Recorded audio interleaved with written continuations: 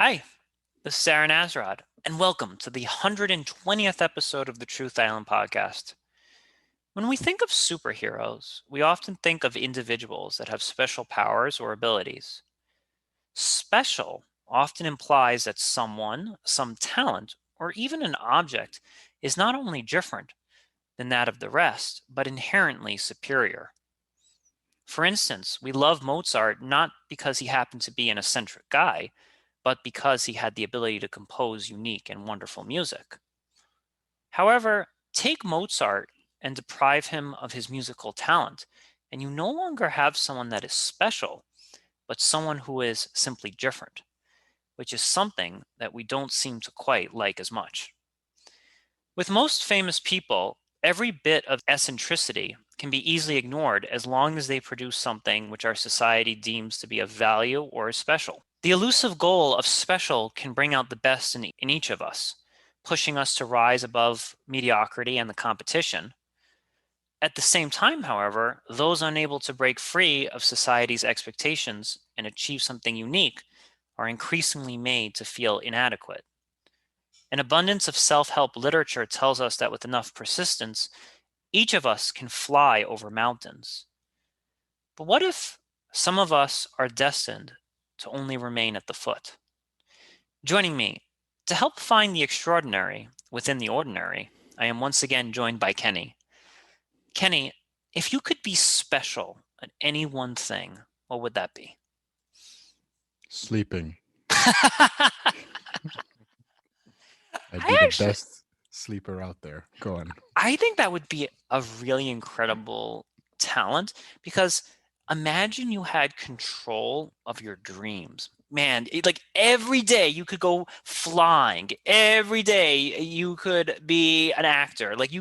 I think that would be an incredible talent because in your dreams you can truly be whatever it is that you want to. Yeah, you could live as many lives as you. I mean, every night would be, or should I say, every sleep opportunity would be an opportunity for a different life, a different role, a different adventure. I would say. The only problem is that if you get too good at it, you might forget which reality is real. But who knows? I'll be like, Or- hey, this sleep reality is way better. Way better. Everyone seems to love me here in my dreams, you know? Well, in the words of Adam Young, reality is a lovely place, but I wouldn't want to live there. Um, Man, no, I think that like even sleep is important. Even just getting a good night's rest really makes the day so much better. That's one of the thing that kind of bothers me with this modern day society is that we actually, speaking of special people, we actually cherish people that can function on 3 hours of sleep or something. We think, oh my God, look at Elon Musk. He can operate with only, 2 hours of sleep. And I just feel like I don't admire that. I actually admire the guy who functions on like 9 hours of sleep, because I think that sleeping is really, really important because I notice about myself, and I can't speak for others, when I get a good night's rest, the quality of what I'm doing during the day, the quality of my thoughts, the quality of my actions, behaviors, is at such a higher quality than when I only am operating on 4 hours of sleep. I don't know about you. yeah, I mean, I think that it is. I would say that's the majority. Majority of the case for most people. I don't know if there are people out there who pride themselves on functioning on on little amounts of sleep. Well, I wouldn't doubt that it's possible that such anomalies would exist, because I mean we've seen all kinds of things in this world, in the sense of chemical imbalances that actually some help people, others hinder people. um but for the most part, I think that, I mean, so going back to the idea of people who are special, well, it depends, because we do have people in this world that kind of just stand out. They stand out like massively, while if compared to the average human being. I mean, um we have physical tests that show that some kids are stronger than others, or some men are stronger than others, or some women are stronger than others. We have IQ tests that show the same thing, but on the on an intelligence level. And we have I mean, this is why the whole school. It's not really why the school system exists, but it is what the school system has become, in the sense that it's just now a system of comparing kids to other kids, and to some extent, because now that's actually changing too, but still, um throughout our everyday life, we find that, I mean, that's why there's history, because certain people stood out and did shit that they made history. So, but others don't, many of us don't. So I do think there are people who are incredibly quote unquote special. um and I do think that there is an appropriate response to that kind of phenomena. Now, you actually touched upon something that's really interesting about special, that some people are, I guess, born with special. Like, for example, if I bumped into somebody that was 6'8", that's pretty darn special. Like, to be that tall is just really rare. You just don't find that many people who are 6'8". But that's the type of specialness that that person didn't really do anything to earn that specialness, right? To be that Yeah. tall. It was just something that they were born with. You know, maybe they ate a lot of broccoli or something growing up, but chances are it was just a genetic freak of nature. And then let's say that 6'8" person goes on to join the NBA and they have a successful basketball career or something to that effect. I'm not Yeah. saying that that person still has to put in the work. You can't just be 6'8" and sit on a bench all day and get good at basketball. You still have to work. But I imagine, like, just being 6'8", there's so many basketball coaches that probably see you in high school, see you in college, and are like egging you on to like join the basketball team. Whereas me at 5'8", they're like, forget you, man. Like, so that specialness that is innate, that's born. And we could make the argument, like, some like, there are kids, Kenny, that I read about that can solve like complicated math problems at 3, 4, 5 years old. And I'm like, was that just one hell of a diligent 5-year old, or does that 5-year old perhaps have some innate specialness that they were born with? And I think that's fantastic. I listen. I think God creates people with all sorts of talents for a reason, and some people are blessed, some people are mediocre and average, and then other people have things that they have to overcome throughout their life. And I think all of that is fine. I do see that problem, though, where somebody then turns around and says, "Hey, Aaron, you know that with enough persistence, you could too be in the NBA, or you too could be the next blah, blah, blah." And I'm like, okay, yeah, no, persistence is important, but at what level do we sit, at what level are we honest with ourselves and say, maybe I just don't have that innate advantage that it takes to be special? And we don't want to give up to, you don't want to be a quitter and not try anything and just lay in bed all day. But on the other hand, I think that this can lead to a lot of stress and a lot of anguish if regular mediocre folk are constantly trying to aim to be special when they really can't. I no whoa I think that makes a lot of sense. So the whole idea that, I mean, I believe there are special people, like I said earlier, but the whole idea that anybody can be special is bollocks, Mm, because that's just not true. Now, there are cases where, people who work really hard attain great things because of their effort, their hard work. And there are others who work really hard and don't attain it at all. So no, I don't think that anybody and everybody can be special, or anybody and everybody can attain their wildest dreams, or be the next Elon Musk, or be the next, whoever it is. I think that, but here's the thing: is that that's why, the self-help guru is often very successful, is because people really want to be special. yes. People want to be special. We have this innate desire to be special, to stand out from the crowd, to be unique, and not just to be unique. We want to be better than everybody else, and often we want to see other people fail. And the self help teacher is the fan that fans the flame. He says you can do it. It's possible. You can be whatever you want to be, and so forth. They become successful. Then they say, "Well, look at me."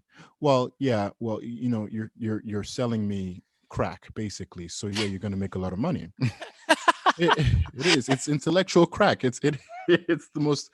If you get into this, if you get into self help stuff, you'd be surprised how easily addictive it is. You can't just pick up one self help book, and just kind of walk away from it.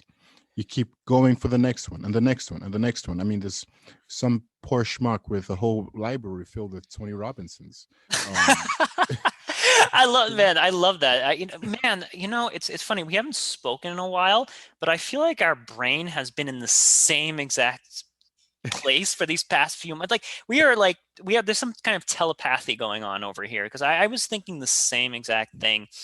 And I think where the self-help, turns into crack is that first off, it's really shoving desire down your throat like there's no tomorrow. And when I was younger, I struggled with this idea of desire because in Buddhism, desire is a bad thing.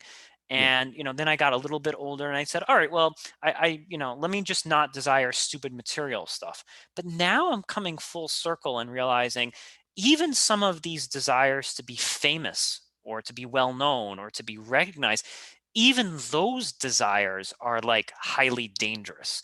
And I think that we're creating an entire generation that's self-loathing, not because we're inherently self-loathing. It's because we're having these desires basically being pumped through our bloodstream, pumped through our bloodstream. And I think one of the authors who I've actually taken issue with is Malcolm Gladwell, who wrote the book Outliers. When I first read his book, I loved it. I was like, whoa, this is fantastic, awesome. And one of the things that he's known for is something called like the 10,000 hour rule, that if you're, according to his theory, that even if you're just a regular schmo, but you do something for 10,000 hours, you will become exceptional at it. But then I actually really thought about this. And I've known a lot of teachers, accountants. I've known a lot of people.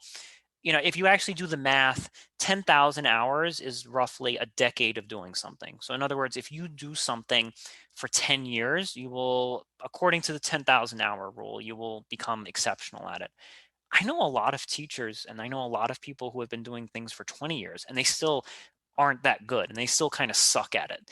And I'm like, like how does that make somebody feel where they put in the 10,000 hours and they're still, mediocre at doing something? And I think that the only reason that they hate themselves is not because they actually hate themselves, but because their bloodstream is being pumped with that desire to feel special or to be unique. When this whole 10,000 hours thing, started going around, I first of all, I'm just naturally very cynical towards things like that. But it doesn't necessarily mean that it's not the case, because it's simply saying the same thing we've been hearing for ages, ever since we were kids. It's just in a different way. Practice makes perfect. The Hmm. more you practice, the better you get. It's just that simple. So, and I think that's true. Now, there is a problem having people focus more on the outcome, on the 10,000 hours outcome. Now, I haven't read the book. I don't know exactly, how he leans this book, where he leans this book and how it's supposed to affect the reader. But from what I have seen, it seems as though, and I could be wrong, it Yeah. seems as though, it's at least it pumps up people to want to actually put in that 10,000 hours. Well, sure. The problem is not about is the issue is not putting in the 10,000 hours. I hope that the 10,000 hours is simply an illustration of what you will be doing, in the sense of it's a picture of what the true source will eventually do. And the true source of the thing is actually the love for the thing. So if you're, for example, if you're a basketballer, you're not playing basketball for the sake of, just meeting your 10,000 hours so you can walk away like the badass LeBron James. But rather you're putting in work, putting in that, because you love the sport, you're picking up the ball as often as you can to play. And if you're part of a team, you love your team, you love your sport, You want to, and if even if you love money, you want to make more money, that's fine too. Is some whatever, there's a motivator, there's an initial motivator for you to pick up. I would recommend a love for a love for the thing, but not it's not easy for everybody to attain that. So the 10,000 hours, I believe, comes not 10,000, yeah, the 10,000 hours I believe comes naturally if one loves the thing and picks up the thing for the sake of, for a good, um based on a good motivation, or a good motivator. Yes, yes. And I think that something else that's kind of missing in this conversation is, do you enjoy those 10,000 hours? And this is kind of where I think the self-help industry becomes a bit exploitative, because they basically say, well, of course you're going to hate the first 10 hours. Of course you're going to hate the first 100 hours, but then it gets better with time. You're going to eventually, once you reach, your 3,000 hours, then all of a sudden you'll start enjoying it a bit more or something like that.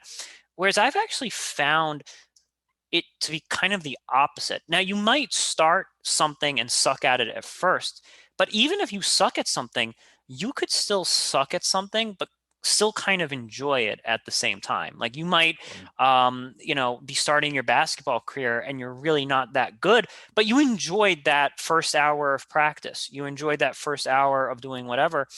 That's something that I think is really missing from all of this, because I'm fine with people putting in 10,000 hours, but if you're not enjoying yourself, like if you don't feel, even if you failed completely and bombed at whatever it is that you were doing, did you enjoy bombing? Did you enjoy that failure? Did the time go by really quickly?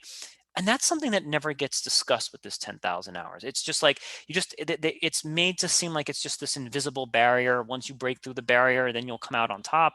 But I know people who have gone above and beyond that threshold, and they're still, one, not happy, and two, they still may not have achieved mastery because innately that was not what they were meant to do. yeah, I mean, then it's also a matter of, how much attention does a person put, because just because you're sitting down there drawing for 10,000 hours, sure, you might get better. For sure, you'll get better, because it's just a matter of principle. Practice makes perfect. Practice makes you better. Um, but there's a certain kind of attention one gives to his work that changes the way you interact with that work. It changes the way you, even to have a simple philosophy of your work, Hmm. transforms the way you work. I think it's also an individual thing. One of my favorites directors, Miyazaki, talks. You see, there's a documentary about him, and when you hear about his work ethic, it's wonderful. The man Yeah, is just he's a glutton for punishment. That guy, but he works really hard at what he does, and he pays an incredible amount of attention. It's just the kind of person that he is. There are others with the same work ethic. work ethic, but pay little to, pay little to no attention. It's just a matter of getting the job done, Mm, and they both put in the same amount of time, but their attention, their focus, and their presence, the presence of the mind on the work is different. But honestly, I don't think anybody and everybody can be special. And I think that it's really hard to, when a person really wants to be special and they really work hard at it, and they find that they can't really attain that, what they'd like to be, it's heartbreaking. Now, yes. this doesn't mean that people shouldn't try to attain higher than what they would, naturally or ordinarily, be able to attain. But they should, absolutely. But every man must know his place and know his limits. It's impossible. It's incredibly, it's necessary, at least for the well-being of the mind, and the stability of the mind. Because the last thing you want is to be plunged into all sorts of depression and unhappiness. And I think it's important for people to learn how to be thankful for where they are and what they have, and to be also even thankful for those who are greater than them, in the sense of and this may sound, elitist. He's an elitist. Well, shut up. No, it's just a common way of life, in the sense of there are those who are going to do far better than you are. you don't there's only one of two responses. Sorry, Mm, there's sorry three responses, but two are very dangerous. The first response is jealousy, anger. You're angry at them for being better. You're angry at them because they're accomplishing things you absolutely want, and you're jealous. You want what they want. You look at your stuff and you say, well, this is a load of shit. I want what he has. His shit's better than my shit. yeah. It's like, well, that's not really a great response. You know what I mean? And you go home, you're. I mean, jealousy has this way of eating you up from the inside. Every time you see that person, you have this sharp pain through your chest or your head, and you feel the anger bubbling up. And what kind of life is that? Who wants to walk around feeling that kind of thing? For people. Second thing is apathy. It's like this whole, I don't care. I don't. Well, you do care. Apathy is like just an intense amount of you don't want to feel anything. You just don't. You just don't care, man. You can't. I'm over it. I don't I'm, this whole thing life. I'm done with it, Kenny. That's you're it. dead to me. You know. It's like no, no, that's not good either. You're numbing yourself to actual emotions, actual things that you feel or should or ought to feel. Mm, Even if I'd rather feel something negative than feel nothing at all. You know what I mean? So the apathy is not a good thing either. You just can't. I just don't care. Whatever he can. I don't care whether he lives or dies. That's not great. That's just numbness. yes. That's you know. And the last thing and the better thing. I wouldn't say that it's better. Is simple gratitude. Is simple gratitude. You're happy for the guy. Hey man, good, well done, good job. Um, Even if it's a competition between you guys, you might get him next time. You might not, but be happy that he got you this time. He won. He won or she won, whatever. Be happy for them because if it was you, you'd want people to be happy for you. Mm, mm. Kenny, you've done it again. Like every time we start a conversation, I'm like, all right, man, how, how are we gonna get past 30 minutes? But every sentence you make, oh, like 1,000 questions just pop into my head. So thank you, man. You've done without even trying. We've created magic again. All right, Amen, brother. I really kind of latched on to that statement that you said about know your limits. And I think in order to actually be happy in this world, every man, woman needs to eventually come to terms with their limits. Like, I think one of the healthiest things for me to have in my head is like, Aaron, you're not going to be a PhD mathematician. You just don't, that's not within your skill set. That's not within your limitations. And knowing that actually makes me stronger because once I have that limit of like you're never going to be a doctorate in mathematics, it then allows you to apply your efforts elsewhere. And that's a fantastic thing. It makes us stronger to not try and embark, to climb up trees that we're not really meant to climb. It makes us stronger. The issue that I kind of find with this, Kenny, is that we ultimately live in a capitalist like culture that tells the individual, I don't give a crap. You're going to get good at this thing, even though you don't have that innate ability. In Mm, order to survive in this world, you need to be mm, a master at something that you don't have innate mastery in.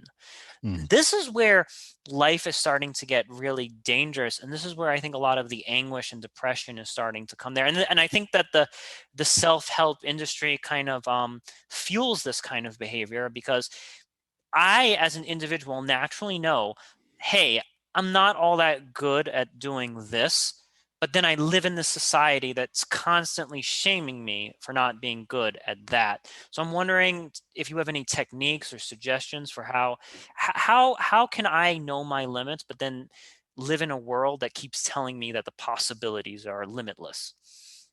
Well, it's natural for the world to do that because everything in this world is simply a money game. There are only a couple motivators in this world. I mean, generally speaking, of course, when you boil it down to the individual level, we have more motivators, but even those motivators are often connected in some way or simply these three. It's power, the desire for power, the desire for riches, Hmm. and the desire to get laid. Sex and money, right?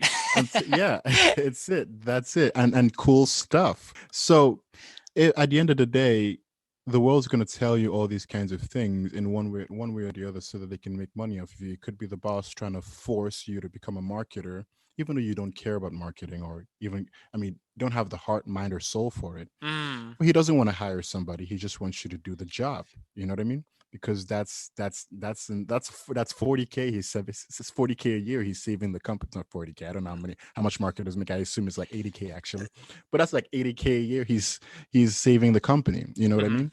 Or the teacher who is forcing his students to to, To love this subject, to right? love the subject. You know what I Yeah, mean? right. And to be, yeah, it's the point is simply this, is that it comes back to the individual. I think that it's important for people to know themselves, and it's important for people to be okay with who they are.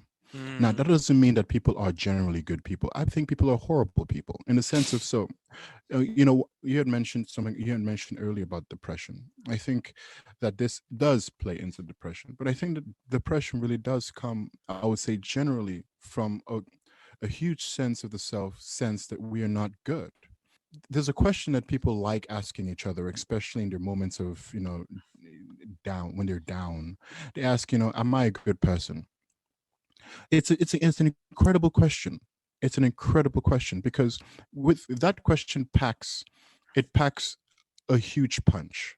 It packs a huge punch on the person who's asking it, and it packs a huge punch on the person who's being asked. Because what you're saying is, there is such a thing as good. And Mm. if there is such a thing as good, am I that? And another question is, why do you want to be good? Who gives a crap if you're good? But it matters to you. I mean, the things we ask, and the ramifications of the things we ask, I don't think we understand. But often we know, human beings know, we are not good. We know that whatever good is, we don't measure up to it. We suck at it. And so we feel this horrible guilt, badness feeling all the time. But this other thing, this not knowing oneself, and this not accepting of oneself, even if one is bad, if a person is bad, it's simply okay to say, yes, I'm a bad person. It's okay to accept that.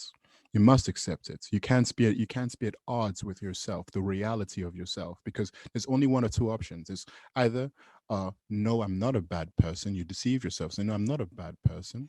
And then, but you're at odds, because your subconscious has already told you are. So you're consciously fighting yourself, which is a state of insanity. Imagine a mind that's always, every second of the day, fighting itself. That's incredibly tiring, Oh yeah. and it's Welcome to sad. my world. you know and then, so the other option is to accept the fact that you are, whatever it is you are, either good or bad, based on your own truthful assessments, and accept it. Come to terms with it, because it's better to accept what you are than to pretend to be what you're not, even if what you're pretending to be is better than what you are.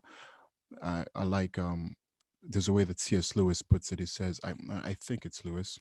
He says, before you confess what you'd like to be, confess first what you are. And I think Yes. I think that is super important. Super Oh important. man, hell yes. That really well said, Kenny. I think I think that our inability to kind of love ourselves for who we are and in our default mode is the root of a lot of this depression, because we're constantly orienting ourselves towards future selves. And the self-help industry will tell you that's a beautiful thing. Like, you should have an image of yourself with a six pack and, a broad chest driving a Lamborghini. But that image actually makes you depressed. It actually, that future godlike image of yourself really destroys your current self. And you're basically destroying the entire present, pursuing a fantasy that will probably never be. And that's just a Yeah. completely unhappy way to live one's life. There's also something else that you said, and it's funny, it made me think of an internet meme. And typically I don't derive wisdom from internet memes, but this one in particular is pretty good. And Yeah. it's a meme of an old man and a young man. And the young man goes to the old man and says, what should I do with my life? What should I do for a living? And the old man turns to him and says, try being a good person. There's a lot of vacancy for that position. And one of the things that's really bothering me about this world with the Mm, 10,000 hour rule and Napoleon Hill and becoming rich and all this other stuff is that we're focused on mastery and 10,000 hours, money, and all this. We're focused on this as being the defining, as these being the defining characteristics that we need to cultivate. mm, Whereas being yourself and being a good person is not. Like, no one ever talks about 10,000 hours of goodness or 10,000 hours of listening or 10,000 hours of helping people. So that's also something that's completely robbed of the conversation. It's always about some kind of self-mastery, but not self-mastery to help other people, but self-mastery to bring you fame and fortune. yeah, because that's the only thing we understand fully how to accomplish, because those things are straightforward. Mm. You put in a certain amount of work, you get a certain amount of recognition, you get a certain amount of sales, you get a certain amount of money. It's just it's numbers. This is it can be laid out for you in a mathematical formula. Being a good person, however, cannot. It's one of the most ambiguous things ever. In the sense of, so if you notice, anybody who starts preaching about what it takes to be a good person, what happens is they usually transform into a cult, like a cult leader. They just do. Well, Kenny, if They you want to be good, all you really need to do is follow my 10 simple. you know what I mean? They just end up doing that, and it's because goodness is one of those things that now you can give people principles of good. There are principles that you can get, like for example this whole thing with Jordan Peterson in his book. Those are simple principles of what it's like. Oh, he wasn't actually trying to make you a what was it called, basically a good person as much as it is order your life. But um when you're dealing with goodness, it's hard. It's really hard. It's a really tough place to be. And I think that's because that's the nature of goodness. Goodness is not something, at least as far as I can see, I could be terribly wrong, and I'd like to be corrected if anybody sees difference. Is if goodness is not one of those things that you can transmute. You can't wait. Like if I'm a good man as a father, like just a good man, I can't make my son good. It's just not possible. I could be a really good man and my son turn out to be a total bastard. That, and people say, well, that's just a reflection on your parenting. Maybe, but he just could be a bastard because my son is his own person at the end of the day. So I think that goodness is, and it's just one of those, and I'm about to say a dirty word. It's one of those metaphysical phenomena that we don't really understand. We can, if you notice, even if you force somebody to do something good, it ends up being bad. Like, can you imagine that? Like, that's how strange goodness is. Like, if I force my son to do something I think is good, I've done something bad. Do you see, like, do you see what I'm trying to, like, I've overridden his free will as an autonomous agent to impose my moral characteristic, my own moral idea on him. My goodness, That's we've been thinking the same exact stuff, man, for the past couple months. I feel like we've been having conversations with one another, like without having conversations with one another, because Bel- okay, go on, please. no, because what you're saying is exactly like I've been reading a lot of or listening to a lot of Taoist lectures, about this very idea. And according to Lao Tzu, one of the chief causes of like distress in our world is when man artificially tries to control nature. And I heard that when I was much younger. Like I read his book when I was like maybe 24, and I was like, all right, I get it. You want us to just live in the woods and live in cabins and get our water from the river. But it's actually more than that, because when we think of nature, it's not just like trees and stuff. It's also fundamental human nature.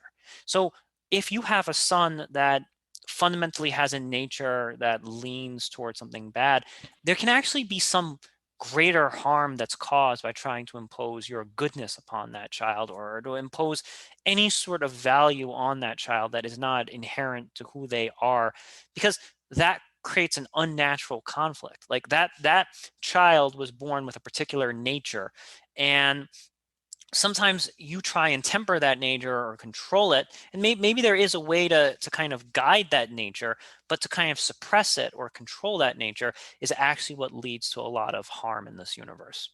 Absolutely. I mean, that's why if you hear that there's an old saying or an old stereotype that pastors' children end up becoming incredibly wild. And it's because they usually grow up in those kinds of environments, the environments that are so controlling. Because what I mean, no pastor wants to be seen as the man who can, quote unquote, control or tame his children. And so he becomes incredibly forceful and manipulative, and trying to mold this ball of potential into his own spitting image. And what happens is the mold becomes so rebellious against everything that the father stands for. And so that's one of the dangers, is that any mind any mind that is being manipulated to be good or to do good ends up totally, and I mean totally, rejecting things that are good, because the good things remind them too much of their oppressor. The good things remind them too much of their oppression. And so it's one of those things, like, um your father, every time you walk past a certain homeless man, your father would force you to give your part of your lunch money to him. It's like, okay. He would do the same he did this for years. And finally, when you got your own chance, you got get out of the house, went to college, and you saw a homeless person, you were just filled with such disgust, because the disgust was actually channeled to your father and what he did to you, though you don't even know you didn't even know how to articulate it. But every time you see a homeless man, you feel that antipathy, that dislike, that dissonance inside, that makes you even frown at them, let alone give them a damn thing. So I think it can be dangerous in the sense that we actually train people to despise what is good. One thing that I was just thinking about, like the Talk to father me. who trains the son to like give to the homeless. What if the father just gave to the homeless but didn't tell the son to do that? Like imagine you have a father who just gives to the homeless and doesn't say, well, you ought to do this as well, because I think the dangerous word is you ought to, or look what I'm doing. Whereas it's like, if you really want people to follow in what it is that you're doing, just do it, and do it silently, and don't impose that upon others. And if you silently do it, okay, some people will look at it and be like, yeah, I kind of like that. And others will be like, that's not really for me. But I think if you have any chance of catching any of these bees with honey, it's going to be through just silently doing something and letting it rub off onto other people. But the moment you do something and then say, shouldn't we all do this? Shouldn't we all recycle? That's when you become the annoying guy that people run away from, or people Uh, want yeah, to contradict your nature. Like because you're imposing your order onto their nature, then yeah. their nature rebels against you. No, so what you just said was absolutely brilliant. I think it's true. I think it's bloody true. Do the damn thing yourself. You know what I mean? That's if the father who reaches into his own pockets, regardless of his son, this is something, hopefully, this is something he does whether his son is there or not. He doesn't care, because it's just a part of his nature. He reaches into his own pocket and gives it to the man and moves on with the son. The son has learned something. He's picked up something. And if he doesn't, then eventually, because of the father's natural repetition of that action, the son is going to pick something up. And someday he might even ask him, why do you do that? Because he's interested. He wants to understand something. His brain has thought about it, and he has questions about the matter. This is why I don't believe in movements. I don't believe that movements can change the world. I believe individuals on a very individual level can change the world and change their environments. All says There's a book, I believe. I think maybe it's a chapter in a book. I think it's a book though. It says all life is meeting. And in a sense of life is summed up in the interactions we have with the individuals we meet. And this is how we change lives in the world. It's not necessarily that we change, at least as far as I can see, because I've never seen an organization, how you say, um I know, so I've never seen an organization within, I would say, the next within 10 to 20 years retain its ideology, for because usually when organizations start out, they usually start out because they care, quote unquote, care about people. But organizations aren't living entities. Organizations are run by living beings, but together collectively they don't have like a hive mind. And so you can have four people in an sorry, you have like, let's just say you have four people in an organization. The leader who started it is an absolutely wonderful human being. That's why he started the damn thing. The other four who are employees are bastards. They don't give a shit. They just want jobs. And so what happens is that people look at the organization and they say, "Well, it was started by a lovely man and it does wonderful things." Yeah, but the driver is a murderer, the cook is a criminal, and the the bus boy wants to, I don't know, wants to steal your I don't know, wants to harm you. The point is that organizations don't really, they're not good in the sense of they Mm. have no they have no moral quality. It's the individuals within those organizations. And I don't see. And usually when the leader of the organization dies, the founder dies, the next person is usually a bastard who simply cares about the profits and the organization. The values on paper never change, but the values in actuality do. You Yes. hear? No, I think Yeah. I think what you're saying is going even back to that father-son analogy. I'm really thinking about it even more now is that sometimes people will say, "Oh, well, my father used to always do this." They'll never say, "My father told me I had to do this," And that's Yeah. the same kind of relationships that we have with organizations, that if that founder just did something, if they just did something and then people took a shining to it or liked it, there's something beautiful and there's something really benevolent and something wondrous that we can just observe and take from that. Yeah. But I think the second that that founder turns around and has subordinates, and then those subordinates start telling other people how they ought to live their life, this is where the danger kind of comes in, because what happens is that you have competing goals, because the founder's goal was just to do this really nice thing, like, oh, I just volunteer my Saturdays and give coats to the homeless or something like that. But Mhm. now the organization is obsessed with power and getting as many people as humanly possible to give their coats to the homeless and so forth. And you're like, well, oh, isn't that a beautiful thing? And I'm like, not necessarily, because it depends on how you're getting people to do that thing. Are Yeah. you are you just giving coats to the homeless and leading by example, and then organically people are like, "Hey, I kind of like what that guy's doing," or are you pressuring people? Are you Yeah. making them feel guilty? Right? Like Oh guilt. yeah. Guilt is one of those things that I think that the self-help industry and many organizations kind of feed upon, is that either like, "Oh, well, if you're not growing this organic garden in your backyard, you're really a bad person." Yeah. And that's where it gets dangerous. It's like, if you want to grow an organic garden in your backyard, God bless you. But the moment you turn around and be like, You don't have, Kenny, you don't have an organic garden in your backyard? Yeah. Why not?" Ex- Bruv, so what you're saying here makes, so here's the thing. I feel this because I think that this is the bedrock of almost, if not every, organized religion out there, in Hmm. the sense of this is what they're about. They need you to be guilty and they need you to be stupid. In a sense, this is how they get you. Lord have mercy. So at the end of the day, it's a very powerful tool to manipulate and control people and get them to do what you want them to do. But we find, and this is, so it's kind of like, when we were talking earlier about goodness, and I was saying that goodness is this metaphysical thing that's kind of weird, that we don't really understand but we can understand it if we really wanted to, because it's just certain things about goodness that are just kind of obvious. We see it in movies, animes, books, and we hear it in songs all the time, and we're like, yeah, that makes sense. Well, of course it makes. Well, if we can't understand it, how can we say that makes sense? Like, the whole parable about, the Good Samaritan. So the Good Samaritan was, they were a hated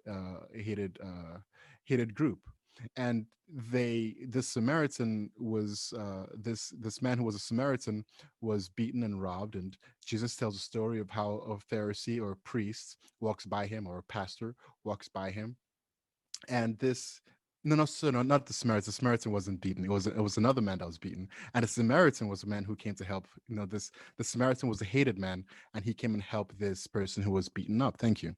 And we understand that story, the story of the parable of the Good Samaritan. We understand that story, and we say, well, what a good man. What a good man. Well, there's something there. There's something about goodness that we understand inherently. So goodness can be understood. It's just that we don't really understand it. We don't really take time to understand it. And I think it's kind of like that too with with other things, with this with with dealing with other human beings, trying to teach them how to live, or how to understand the world around them. Who would have known that it's by father's silence that a kid learns, not by father's Ver- overbearing attitude? Yeah. Yeah, yeah, yeah. This reminds me of a quote from Wittgenstein that, like, the things that cannot be said must be left unsaid. And I think that that directly applies to goodness. I think that goodness is something that you can only observe, you can only watch, and you can only see in others.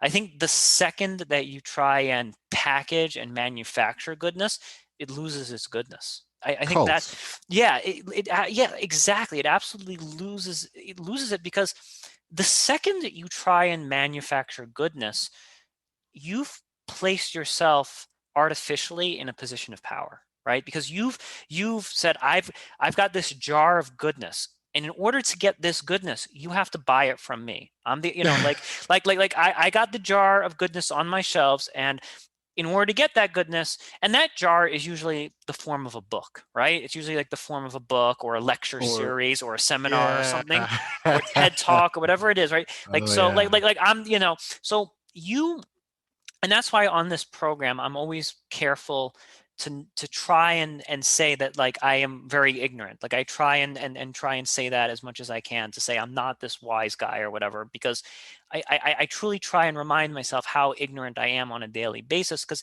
I think it's really healthy for me, and I think it's healthy for our listeners, because the second I say, well, Truth Island is the place where you come to be a wise, Oh, better person, didn't you right? know? Yeah, yeah. The second I try and manufacture, and you know what, there was maybe a time where I was kind of starting to get a little full of myself, and I'm like, whoa, whoa, whoa, take a pause, Aaron, pause, because once you start manufacturing something, its value is going to disappear, because you've once you become the chief seller of something, once you become the chief manufacturer of it, well, then you're going to also start looking down on other people who are selling goodness and be like, no, no, no, no, that person's not quite as good as the goodness I'm selling you. And now you're Holy starting, smokes. yeah, and then you're starting to slander other people's goodness, because your inferiority complex is like, prevent, like, don't read that other book, you have to read my book, right? Oh man, that makes a lot of sense. That makes a lot of sense. I kill you in the name of goodness. I slander you in the name of goodness. For your goodness is not as good as my goodness. Yes, yes. I love it. I love it. Wonderful. So, Bollocks. I want to kind of just end off on our original topic here of specialness. Mm, And I I want us to get to this point where people who are special, and have done great thing, our Mozarts or whatever, they do deserve our admiration. They do deserve yeah. our love, and they do deserve to, be decorated in the halls of history and so forth. Yeah. However, I think that we we need to start and see, like, I'm already becoming preachy again, which is dangerous. But I think as individuals, Yeah. rejecting this idea that we need to be special, or that there's something wrong with us, even if we're just living mediocre lives, I think we're going to be a lot happier. And I think we're not going to, one, strain ourselves doing 10,000 hours of stuff that we really just don't care to do. And Yeah, secondly, we're not going to superimpose our will, because a part of being special is also superimposing your accomplishments onto others, like getting on your Facebook, getting on your social media. Check this out. Check out this new song that I made, and like boom, boom, boom, boom, boom, boom, like firing these things like missiles. Like you're firing off your specialness like missiles into the air, and I think that we'll be a lot better if we're just quietly doing what it is that we're doing, and sort of loving and relishing in the fact that maybe it's not for the world to enjoy, it's for you to enjoy. oh, bollocks. I think you're absolutely right. I think that makes sense. There's a poem by C.S. Lewis that talks about something like this. It's called In Praise of Solid Folk, where he talks about those people who are not particularly quote unquote special, but just how wonderful their lives are, and how happy they are, and how happy they could be, you Hmm. know. So I think you're absolutely right.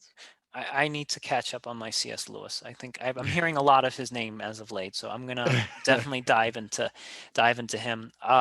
Kenny, thank you for coming back, and I think this break helped us. I think I feel that energy right back. So thank you again, my friend. You too, Aaron. Thanks for having me. This concludes the 120th episode of the Truth Island podcast. I'm Aaron Azrod.